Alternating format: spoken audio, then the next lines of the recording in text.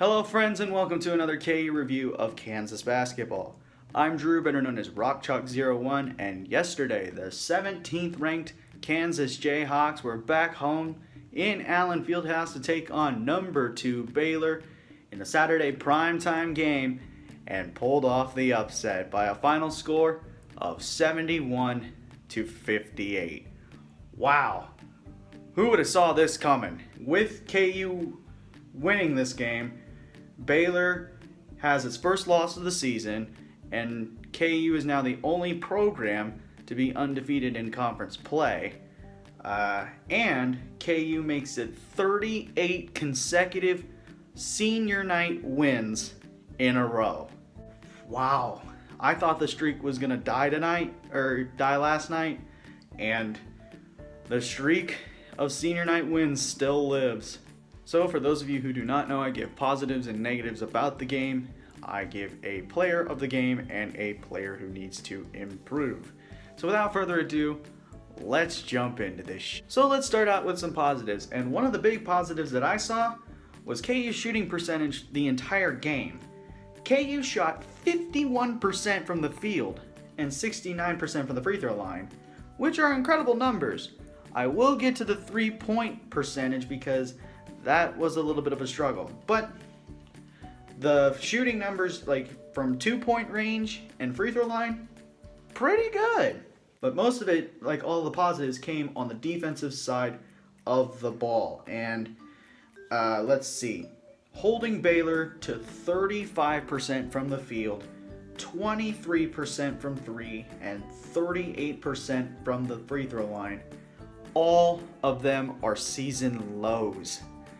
So that's great. KU out-rebounded Baylor 48-28 on the glass and 14-13 on the offensive glass. Wow.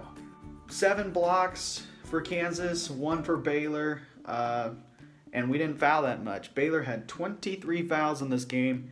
KU had 15. So a lot more positives came out of this game. So those are the positives I have. To the negatives, and our 3-point shooting wasn't great at all. I think this is a season low for us too. 19% from downtown, only making 3. So yeah, we struggled from the 3-point line, but both teams did.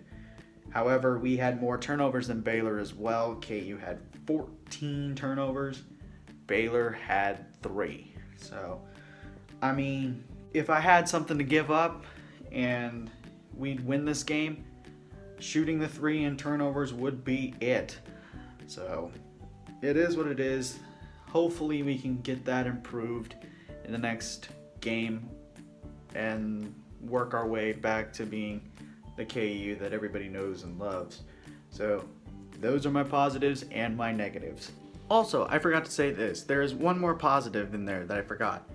In my last review of KU versus Baylor, Jared Butler went off for 30 points. This game, he only had 5.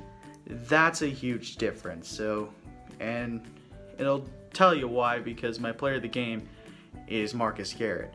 14 points, 7 rebounds, 2 assists in 35 minutes of play, and he held Jared Butler to a goose egg when guarding him. That's how you go out on a senior night, is guarding the best player in the conference, a first-team All-American, and holding him to 0 points when you're guarding him. That's incredible. I could have gave it to anybody else. I could have gave it to David McCormick, who had 20 points, 3 rebounds, 1 assist in 25 minutes. He had 14 in the first half.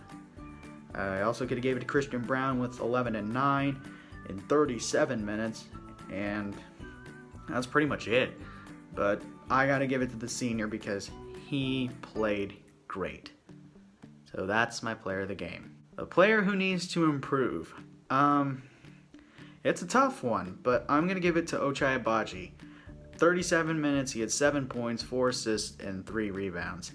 He had a cold shooting night, as did almost every player on Baylor, but his was probably the biggest impact. He just could not shoot outside shots. So it is what it is, but as I said earlier, the positives outweigh the negatives. So basically, the player of the game outweighs the player who needs to improve in this situation. So just need to get better shooting, but Ochai is my player who needs to improve. And that is going to do it for the review of Kansas basketball. Again, the final score, Kansas 71, Baylor 58. Leave a like, comment, share, and subscribe, and push that notification bell. Tell your friends about these videos, and I will see you for the next K review, as currently the 17th ranked Jayhawks will be back in Allen Fieldhouse for the final time, as they will take on UTEP. Yup, that game got added to the schedule. It was due to Tarleton State and KU getting canceled, so they added this game, so KU will finish with the 27 games required. So until then, have a good day, and as always, never ever bring exotic dancers to the field house. Peace.